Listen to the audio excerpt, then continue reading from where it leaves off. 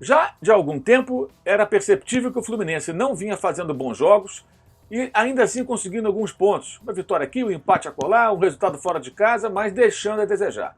E o caos se instalou na derrota para o Atlético Paranaense jogando em Volta Redonda, no Rio de Janeiro. Uma grande vitória do Atlético, que se aproxima de novo ali do líder do campeonato, o Red Bull Bragantino, e um jogo definido no segundo tempo. Curioso, porque no primeiro tempo o Fluminense fez 1-0 de saída com o Fred, logo nos instantes iniciais, e teve 2, 3 boas chances, poderia ter ampliado. Uma delas num chute do Nenê, que passou rente à trave esquerda. Mas tomou o gol de empate no primeiro tempo, uma falha do Marcos Felipe, do goleiro tricolor.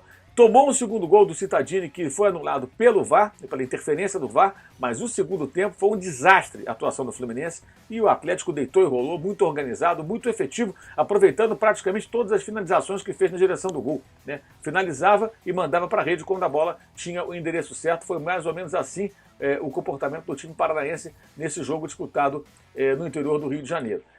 E o detalhe, o Fluminense perde esse jogo dessa maneira justamente quando se aproxima de um Fla-Flu. Fla-Flu que será disputado no domingo, no estádio do Corinthians em Itaquera, em São Paulo.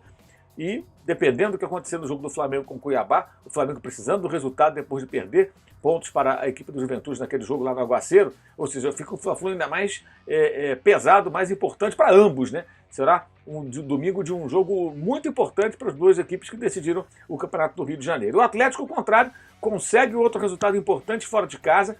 Já havia derrotado o Grêmio em Porto Alegre, por exemplo, e vai mantendo o pique da remada, vai se sustentando ali entre os líderes do campeonato, o que é muito importante numa competição tão longa para o Atlético, que tenta, pelo menos, habitar ali as primeiras posições desse Campeonato Brasileiro, que tem sido, digamos assim, um tanto quanto surpreendente pela presença de times que muita gente não acreditava, a maioria, ou quase ninguém, ocupando as primeiras posições. Entre essas equipes está o Fortaleza, que mostrou o trabalho do técnico Juan Pablo Vojvoda na vitória sobre a Chapecoense.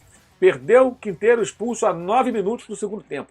O time tomou 1-0, empatou o jogo, teve um homem expulso e ainda assim venceu por 3-2. Chegou a abrir 3-1 e o detalhe, finalizou mais e teve mais posse de bola no segundo tempo, mesmo atuando durante todo esse tempo, né? Durante um longo período, cerca de 36 minutos, né? Com um homem a menos, e ainda assim finalizou mais, teve mais posse de bola, mostrou o técnico argentino o trabalho da sua equipe, que é capaz de, mesmo jogando tanto tempo com um homem a menos, de conseguir uma imposição sobre o adversário e o resultado da vitória. Sofrendo um pouquinho no final, normal, porque fez 3-1 e depois tomou o segundo gol, mas venceu. Então o Fortaleza mostra também fôlego. Fortaleza e Atlético Paranaense, duas equipes que começaram o campeonato, deram ali uma hesitada, perderam a invencibilidade, mas que insistem em ficar entre os mais bem colocados. É mais uma demonstração de que muitas vezes times bem treinados, com bons trabalhos dos seus técnicos, podem sim conseguir algo mais em relação a outros que têm até elencos mais caros e que não têm trabalhos tão